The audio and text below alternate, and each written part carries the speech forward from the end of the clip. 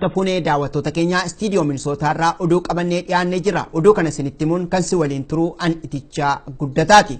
Mucayyoon obbo Baqqalee Garbaa boontuun qaroon abbaa kiyyaa inni bitaa argaatti hin jiru. Yaala itti aanuuf kan hospitaalli Minilik gara mana yaalaa dhuunfaatti riferiidhaan ergees manni sirreessaa dhorkee jira. Kun immoo egeree fayyummaa abbaa koof hedduu na yaaddessee jira jechuudhaan OMN'tti himte. Sirri biyyattiis ta'e labsiiwwan sadarkaa idil addunyaatti jiran namni to'annaa seeraa jala jiru wal'aansa yaalaa argachuu ni eeyyama jechuudhaan kan hime barsiisaa mana barumsaa seeraa yuunivarsiitii Waashingten and Lee Dr. Henok Gabbisaati. Dhimmi fayyummaa obbo Baqqalaa Garbaa sadarkaa yaaddessaarra jiraachuusaa odeeffannoon sabaa himaalee garaagaraa fi namoota itti dhiyeenyaan waa'ee isaanii hordofan akkasumas maatii isaanii irraa arganne ni mul'isa. Waggoota lamaan darban irraa eegaluudhaan mana hidhaa Qilintoo keessatti hiriyoota isaaniif ilmaan Oromoo kumaatama hedduutti lakkaa'aman waliin aarsaa jajjaboo keessummeessaatti kan jiran obbo Baqqalaan yeroo ammaa dararaa mana hidhaa keessatti isaan irratti ga'uun dhiibbaa dhiigaa jabaaf akka saaxilamanii jiranidha. Hospitaalli Minilik yaala itti aanuuf gara mana yaalaa dhuunfaatti rifeeriidhaan ergus manni sirreessaa abbaa kiyyaa wal'aansa yaalaa irraa dhorkuudhaan haalli fayyummaa abbaa koo hedduu na yaaddessee jira. Har'aaf kaleessa mana hidhaa deemus abbaa kiyya ijaan arguu hin dandeenye jechuun kan OMN'if himte immoo mucayyoo isaa shamarree boontuudha.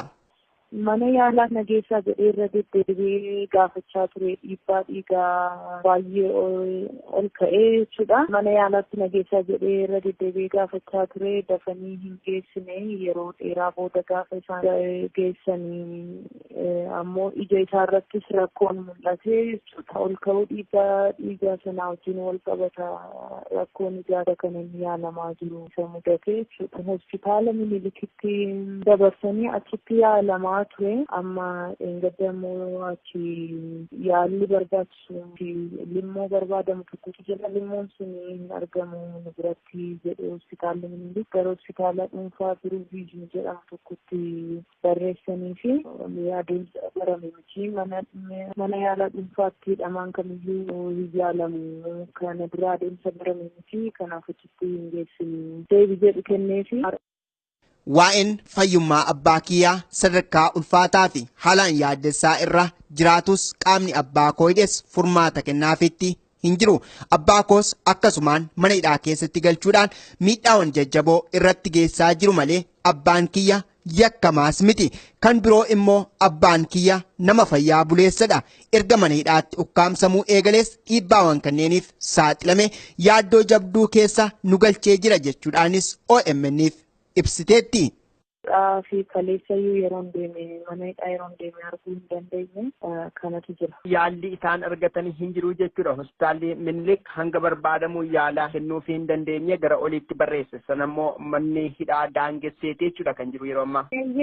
Hospitaalli Minilik hanga kana olii yaalii hin danda'u jedheeti kan inni limmoo barbaadamu tokkotu jira. Limmoon sun yaalli kennamu sun biratti hin kennamu jedheetu kan dhuunfaatti barreesseef manni hidhaa immoo kan dhuunfaatti seerri kan mana hidhaa kan hidhamtoota laallatee kan inni jedhu mana yaalaa mootummaatti kan yaalamuu qabu jedha adeemsa barameentii kanaaf kana caalaa mana dhuunfaatti si barreessu yookiin achitti akka yaalamtu hayyamuu hin dandeenyu jedhani iji bitaa amma walumaa gala arguu didaa jira iji tokko jechuudha ijni bitaa amma kanaaf dubbisuufis waa arguufis baay'ee rakkatee jira manni yaalaa Minilik ammoo amma hatattamaan yoo yaalamu ta'ee booda bayyaannachuu dhiisuu danda'a iji bitaa arguu dhiisuu danda'a. Akka ifanuuf gootu kan hin barbaadu boontu abbeen kee duraadhaan dhukkubbii akka sammaataa qabu moo erguma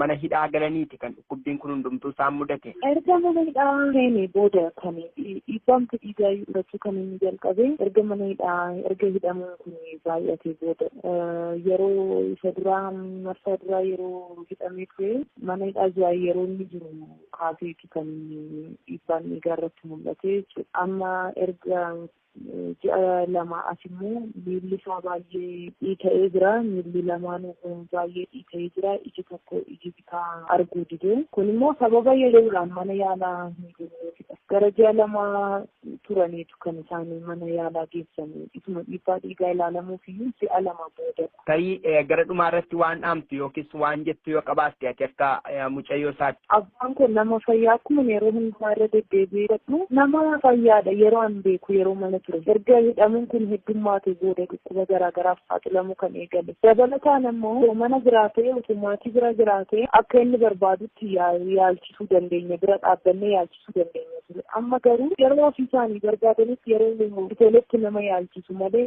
mootummaan itti gaafatamni uummata isaa irra jiru waan akka kana hin dhibaa'u jira. Namni biyya kanaati Baqqalaan haa himatamu malee namni biyya kanaati nama biyya isaa jaallatudha. An akkan amanitti nama biyya isaas fayyaduu danda'u ture sila. Garuu kun egaa fayyaan isaa haala baay'ee nama yaadisu irratti argama yeroo kana. Namni to'annoo seeraa jala jiru tokko yoo dhukkubsatee mana yaalaa deeme wal'aansa yaalaa argachuu irratti qajeelfamni jiru maal fakkaata isa jedhu irratti hayyuun seeraa dubbine labsiin seera Itoophiyaas ta'e seera idil addunyaa ni eeyyama malee tasumaa hin dhorku jechuudhaan kan OMN'if hime immoo Dr. Henok Gabbisaa Yuunivarsiitii Waashingten Endelii mana barumsaa seeraa Virjiiniyaatti seera barsiisaa kan jirudha. Labsii dambiiwwan akkasumas qajeelfama adda addaatu jira kan qabiinsa yookaan immoo mana sirreessaa bulchiinsa mana sirreessaa biyya sanaa ilaalchisee labsiin jira dambii jira akkasumas qajeelfamni jira. Akka seerota kanaatti wanti ifa ta'ee lafa jiru tokko mana hidhaa keessa hidhamaa hin jiru tokko wal'aansa yaalaa ga'aa ta'e argachuu mirga guutuu qabaa jedha. Kun afaan Ingiliffaatiin sufficient medical treatment kan jedhan jedha. Kana jechuun wal'aansa yaalaa ga'aa ta'e jechuun hidhamaan tokko yookaan mana hidhaa jala to'annoo jala kan jiru tokko mana yaalaa mootummaa dhaqee mana yaalaa mootummaa wal'aansa ga'aa yoo argachuu hin dandeenye kilinika dhuunfaa deemee baasii mootummaatiin wal'aansa ga'aa ta'e argachuuf mirga guutuu qaba. Kun seera dambiidhaa fi labsii biyya sanaa irratti hundaa'es kanuma jedha. Sanadoota addunyaa adda addaa kan biyyi sun mallatteessee sanadoota akka mirga namoomaa kan civil political rights kan jedhan akkasumas immoo principally kan hidhamtoota mana sirreeffama keessa jiran ilaalchisee wanti lafa jiru hidhamaan kamiyyuu yookaan mana hidhaa keessa namni jiru kamuu wal'aansa yaalaa ga'aa ta'e fi quubsaa ta'e argachuuf mirga qaba. Mootummaan wal'aansa kana yeroo barbaachisaa ta'etti yeroo hatattamaa keessattis haa ta'u namoota kana mana yaalaatti geessu mana yaalaa mootummaa yoo danda'ame immoo mana yaalaa baatti namoota yaala ga'aa ta'e argachuuf mirga guutuu qaban lafa kaa'amee jira. Egaan rakkoon jiru biyyi sun biyya mootummaa seeraan bulutu hin taane olaantummaa seeraa osoo hin taane olaantummaa siyaasaa fi olaantummaa abbootii siyaasaatiin bulata. Olaantummaa seeraa waan hin jirreef seerri biyya sana keessatti hojiirra oolee hin beeku gara fuulduraattis hojiirra hin oolu haga mootummaan kun aangoorra jirutti jechuudha. Jaarsii cimaa akka Oromoo tokkotti ofii kootiifis kaasu uummata Oromootiifis kaasu obbo Baqqalaa Garbaan har'a ija isaa kan dhabaa jiru iji isaa tokko kan jaamaa jiru yakkee miti yookaan nama ajjeesee miti yookaan immoo badii cimaa dalagee miti kan inni hidhamaa jiru. Sababa Oromoo ta'ee sababa Oromummaa isaatii fi erga uummata Oromootiif waan falmee yakkamaadha jedhamee hidhamee dararamaa jira. Iji isaa jalaa jaamaa jira yeroo ammaa. Manni Oromoo immoo hoggana isaanii kan maqaa Oromootiin hidhamee dararamaa jiru kana mana hidhaatii keessaa baasifachuudhaaf maal gochaa jira? Taa'ee mootummaa wayyaanee kadhata moo ofiisaatii haga danda'ame carraaqee nama isaa kana hogganaa isaa kana baafachuu qaba kan jedhu hundumtuu manni Oromoo of gaafachuu danda'uu qaba jedhee yaada. Haa ta'u Dooktar guddaa galatoomi ulfaadhu ibsanuuf kennite. Arsi galatoomeeticha. Balaa namtolcheen beelli kibbaa Oromiyaa aanaa Liibanitti babal'achuun jiraattota irraan miidhaa dhaqqabsiisaa jiraachuun himame. Erga duulli qindaa'aan isaan irratti raawwatamuu eegalees haala rakkisaa keessa jiraachuu isaaniillee jiraattonni dubbataniiru. Usmaan Hukumee gabaasa qaba. Jiraataan aanaa Liiban irraa dubbifnee akka jedhanitti hojii namtolcheetiin miidhamaarram. Beelli akkaan nutti hammaachuun rakkoo keessummeessaarra jedhan loon isaaniittis dheedaa margaa dhabuun jalaa hobbaa akka jiru OMN itti himaniiru. Amma qabeelli irra jiru aanaa Liibanii kana uummanni buqqareeyyuu asii uummati buqqa'ee hundilleen qonnarra hin jiru looniin asii baqatee gara addee mana keerraa baqatee fiteera. Uummanni daangaa irraa bitachee kun fichaa fi obruu irraa baqateera. Qonnarra hin jiru loonumaan jedha loonleen godini keenya kun adiin waan itti baay'atuu fi loon isaa amma naannoo kaloo ofirraa godaananii waan jiranuufi beela guddoo keessa loonis namis loon koo qabaachuun dirqama hojii miti aanaa liiban kana keessatti. Lola qindaa'aa humni addaa poolisii naannoo Somaalee fi loltoonni federaalaa uumaniin kan jiraattonni aanaa liiban qe'ee fi qabeenya isaanii irraa baqatan akka jecha nama kanaatti lolli hamtuun tun yeroo gara yerootti nutti deddeebitee jirti. Lubbuu keenya baraaruuf jecha qe'ee fi qabeenya keenya irraa baqanneerra bakka baqannetti ammoo beelti nu miidhaarti jedhan. Bilaafi roobni jiru xiqqaadha. Roobni yeroo baay'ee haroo biti lama roobaa uummata ammoo ji'a lamaan kan keessatti qadoo qotatin beelaa waltatime yeroon bilaa qotatan gara lolaatti darbe haalli baay'ee badaadha. Uummati godina hojii keessatti waraanni diibanis. Gargaarsi gahaan dhabamuurraan kan ka'e jireenya gadadoo keessatti argamu akka isaan jedhanitti. Gargaarsi gama bulchiinsa mootummaa Oromiyaas haa ta'u qaamolee birootii fi akkasumas waliigala biyyattii irraa gargaarsi taasifameef jira jiraattota beelaaf saaxilaman kana. Gargaarsi soosoo taasifameef gahaa miti. Jiraachuu ni mala wanni xiqqaa wayii sunis gahaa miti. Torbee tokko halkan tokko lamaa sadittiin bulan malee kana hunda gargaaranii waan guddoo wanni godhaniif hin jiru. Akka isaan dubbatanitti aanaa liibanitti irra jireessi jiraattota horsiisee bulaa fi qonnarratti kan hirkatanidha. Haa ta'u malee nyaanni marroo hedduun haadhuun laf keenya irraa baqanneerra. Akka duraa ooyiruu facaafannee jiraachaa jirru. Nyaapha nu haadhee nu ajjeesaa jiru ofirraa ittisuun daangaa keenya eeggachuun hojii teenya ta'eera. Waqtiin ooyiruu teenya qotannee oomisha walitti qabannu hin jiru. Sababa kanaaf karaa salphaa ta'een hojii namtolcheetiin beelaaf saaxilamne jedhan. Itti dabaluun akka jecha isaaniitti bara kanas bokkaan aanaa isaanii lagateera. Gara aanaalee ollaa isaanii deemanii of jiraachisuudhaafis haalli jiru kan wal fakkaatudha. Haalli jireenya jiraattota gara fuula duraa akkaan yaachisaa ta'uu tilmaamuun nama rakkisu. Ammas taanaan nagaaf tasgabbiin aanaa liiban keessatti waan mul'ate hin qabu. Kanaaf gargaarsa hatattamaatiin uummata kana yoo hin dhaqqabne ta'e lubbuun jiraachuun baay'ee yaaddoo fi gaaffii jabaa nutti ta'eera jedhan.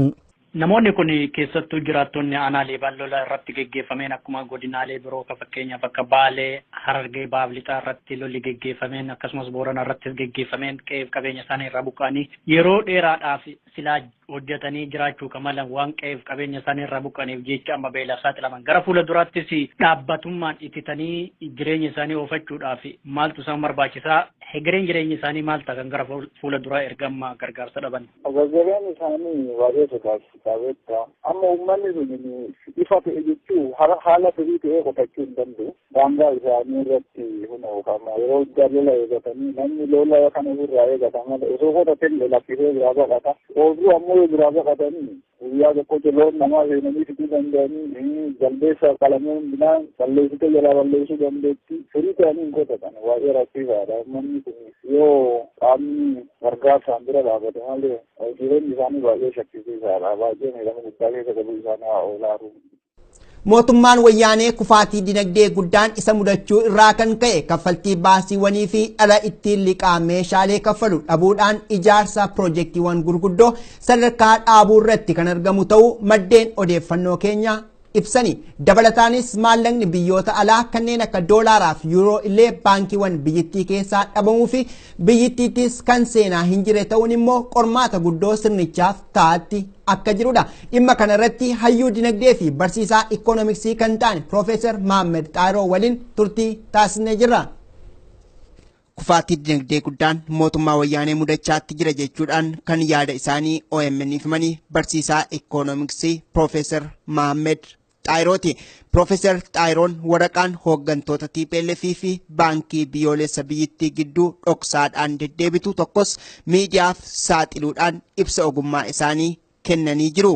Wanni harka nu seene OMN harka seene maali? Iimeelii jarri garaa keessa wali ergaa turantu harka OMN seene. Achirratti wanni garsiisu maali? Tokkoffaan akka maallaqa hin qabne maallaqa alaa liqeeffatan.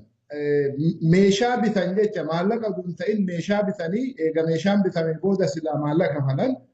Maallaqa kana kafaluu dadhabanii Commercial Bank of Ethiopia udun ta'in warra silaa maallaqa attamu kana gartee National Bank of Ethiopia maallaqa gaafatanii maallaqa dhaban. So wanni jarri jedhan maali? Iimeela namicha ministeera faayinaansiitti erganiiti. National Bank of Ethiopia maallaqa nu dhoggate maallaqa alaa hin qabnu jetti. Mee waan gootu laali nu gargaarii akka jarri maallaqa nurraa kafalan jedha. Idaan jarri baasan ka harka OMN seene tokko inni hedduudha garuu tokko asirratti waraqaa kanarratti ka bahe gara doolaara miliyoona 60tiif yuuroo miliyoona 83ti.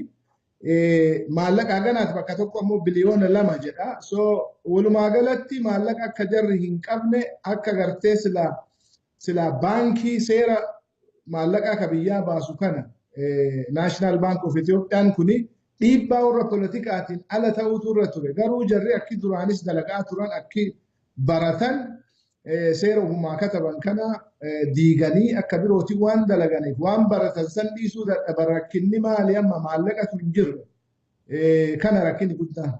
Profeesar Xaayiroon itti dabaluudhaan mootummaa wayyaanee baasii kaffaltii meeshaalee bifa liqiidhaan biteef kaffaluu dadhabuudhaan kufaatii dinagdee qofaa osoo hin taane kufaatii siyaasaa guddaadha jechuudhaanis OMN'tti himaniiru. Maaliif kufaatii siyaasaa jettani isa jedhu irrattis hayyuun dinagdee kun akkas jedhaniiru. Gaafii boodaarra gaafatte dura si deebisa. Akkuma duraan gabaasaa turre jarri piroojeektii gurguddaa kana wanni jaalataniif Projektiin gurguddaan kun akkaataa maallaqa itti hataniin mala hedduu qaba. So projektii gurguddaa akka kuloo bishaan qabanii korrentii irraa baasuu kan hin jaalatan jara kana qofaa miti. Warri cuucaan cufti waan akkanaa projektii akkanaa hannaaf waan toluuf hin jaalatan. Tokkoffaan san lammaffaa maallaqa hin qabani kafaluu hin dadhabani garan biyyi deemtu ka jedhu kasaaratti deemu jirti. Maallaqa hin qabdu alaawonni galchan cufti qaala'ee jira.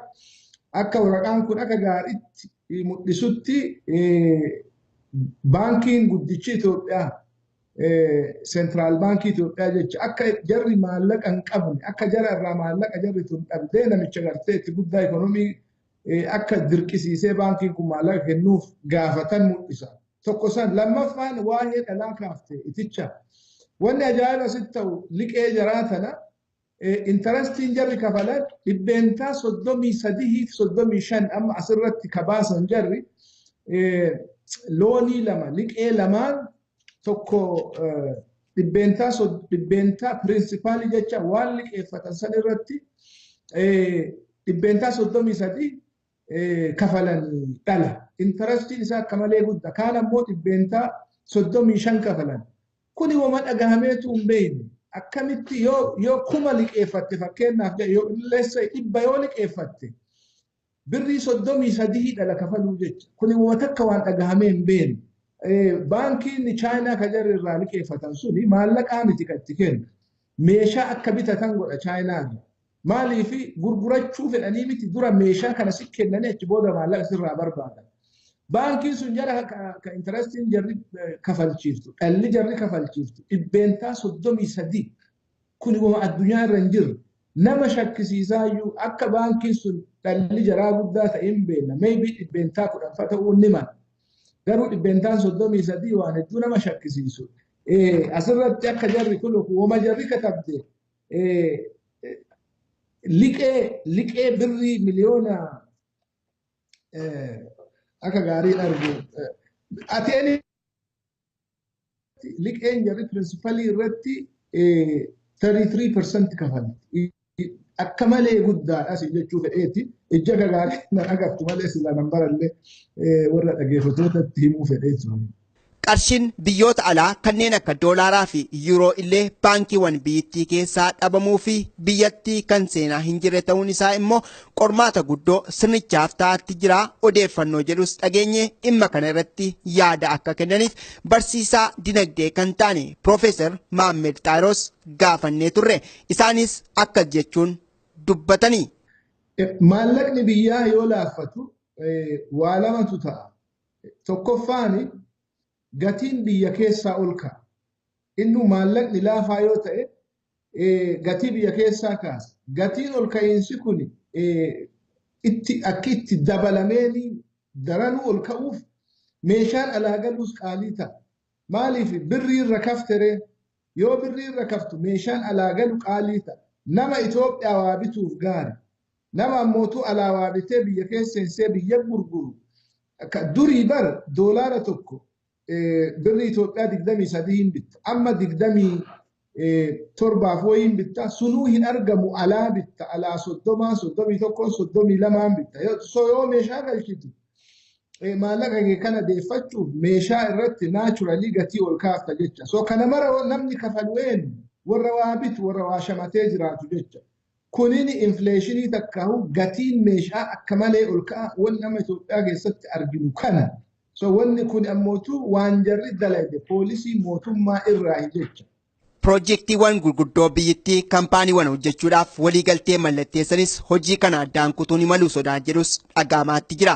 Akka odeeffannoon arganne ibsutti piroojeektiiwwan hojjetamaatti jiran keessaa rakkoo baajataa biyyattii mudate irraa kan ka'e hojiin ijaarsa piroojeektii humna bubbee Ashoogodaa addaan kan citee jiru ta'ullee ni agarsiisa. Baatii gurraandhalaa jalqaba irratti maallaqnis ta'e meeshaaleen bifa liqiidhaan biyyattiif kenname dhalli isaa yoo hin kaffalamne waliigalteen hojii kana itti fufsiisu addaan cituun mala yaadonni jedhanis bal'inaan dhaga'amuun immoo sirnichaaf kufaatii jabduu ta'uu bira darbee salphina guddaatti biyyattii dabarsee kan kennedha jechuunis xiinxaltoonni dinagdeef siyaasaa ibsaatti jiru. Abbaan qabeenyummaan isaa lammii Faransaay kan ta'ee fi kan dhalattoota saba Tigraayin hoogganamu warshaan European and Cattle PLC jedhamu jiraattota godina Arsii dhiyaa aanaan Nagallee Arsii irratti miidhaa dhaqqabsiisaa jiraachuun himame. Warshaan kun hayyama hojii kallattiin federaala irraa kan baafate saamicha gaggeessaa jira kan jedhani jiraattonni bulchiinsi Oromiyaa dhimma kana keessaa quba hin qabu jechuudhaan illee komataniiru. Usmaan Hukumee jiraattota dubbisee waan qindeesse qaba. Warshaan Itoophiyaa Food and Cattle PLC jedhamu erga dhaabbatee waggoota lama ol lakkoofsisee jira. Hayyamni hojii isaa waggaa waggaadhaan kan haaromfamu yoo ta'u, wayita garagaraatti lafa qotee bultoota malaan babal'ifachuun abbaa fayyadamaa ta'aa akka jiru odeeffannoo nu ga'ee jira. Abbaan qabeenyummaa kaampaanii kana lammii biyya Faransaay yoo ta'u, dhaabbaticha olaantummaan gaggeessaa kan jiran ammoo dhalattoota saba Tigraay ta'uu jiraattonni aanaa Nageellee Arsii OMN itti himan. Ragaan arganne akka mul'isuttis yoo ta'e hojii geggeessaan warshichaa nama lammii Faransaay ta'an obbo Daani'el Todaa jedhamaniin kan hoogganamuudha. Sanadiin waliigaltee warshichaatis kan mallattaa'ee fi kan ittiin beekamu nama kana ta'uu ragaan arganne ni mirkaneessa. Warshaan European Food and Cattle PLC jedhamu kun beekamtii bulchiinsa Oromiyaa irraa osoo hin argatin maqaa investimentiidhaan dachee Oromiyaa saamuu itti fufee jira. Akka ragaa sanada waliigaltee kanarraa hubannetti waliigalteen kun kan mallattaa'e warshichaa fi bulchiinsa federaalaa qofa jidduutti. Ragaan argannetti fufuun akka eerutti teessumni investimentii kanaa Oromiyaa keessa ta'uu ifatti akeekee jira. Haa ta'uutii godinaa fi aanaa kam keessatti akka hundeeffame wanti ragaa hayyama hojii kanarra kaa'ame tokkos hin jiru. Garuu akka jiraattonni jedhanitti warshichi godina Arsii dhiyaa aanaa Nageellee Arsii fi godina Shawaa Bahaa aanaa Adaamii Tulluu jidduutti argama. Gama dhiyaatiin ammoo bulchiinsa naannoo Kibbaa aanaa Alaabaa kan daangessuudha. Kun ta'ee osoo jiru bulchiinsi Oromiyaa dhimma kana quba qabaa gaaffii jettus jiraattota naannawa sanii gaafannee jirra. Namni aanaa Nageellee Arsii irraa dubbifne tokko akka jedhanitti lafti warshaan kun saamee itti duroomaa jiru keessa qabiyyee lafa abbaa isaanii keessatti argama. Warshichi haga ammaatti lafa qonnaan bulaa saamuun gara hekteera 500 ol guddifateera. Kaampaaniin kun mootummaa federaalaa irraa hayyama argachuu malee bulchiinsi Oromiyaa waan quba qabu nutti hin fakkaatu jedhan.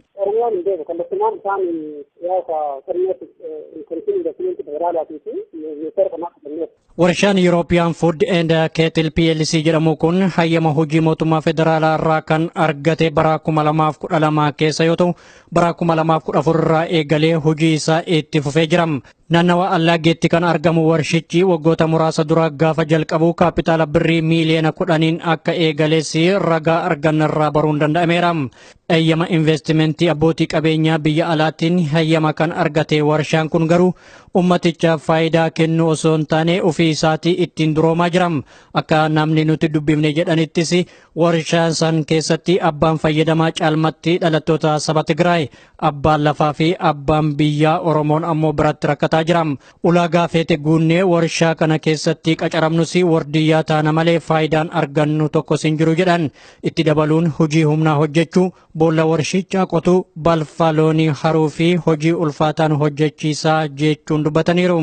Namni Oromoo waan jiru achi keessa kan jiru namni Oromoo hojii humnaa jechuun nama barate haa ta'u kan bara miidhaa ta'ee hojii humnaa hojii boolla qotuu yookaan immoo dhokaatumuu kan waan gara midhatanii kanneen midhamee jiru waan kanneen jibbaamale irra jiranii jeebii gaarii hojii kan magaalisa kan jiranii nyaayyu waan kan magaalisa furmii isaanii. Akkasittuu hojii humnaa hojjannee oollusii kafaltiin nuuf kafalamu baay'ee gadi aanaa fi kan hojii hojjannuun wal madaaluu miti jedhan. Humna isaanii kanaan immoo gaafa isaan fayyadamuuf deeman gatiin oolmaadhaa isaan hin madaalu biyyatti qarshii 40 oolchaa jechuudha. Nama baratees haa ta'u kan barame ta'uu ta'e qarshii 40 oolchaa. Oromiyaatti kaampaaniiwwan abbootii qabeenyaa hedduun miidhaa uummata Oromoo irraan dhaqqabsiisuu malee faayidaa akka isaaniif hin qabne yeroo gara yerootti iyyachaa turuu isaanii ni yaadatama. Ayyeen daawwattoota keenya oduun istiidiyoo Minisootaa irraa qabannee dhiyaanne kanumaan gammaa ture. Oduu irraa isinitti himuun kan si waliin ture an itichaa guddataati.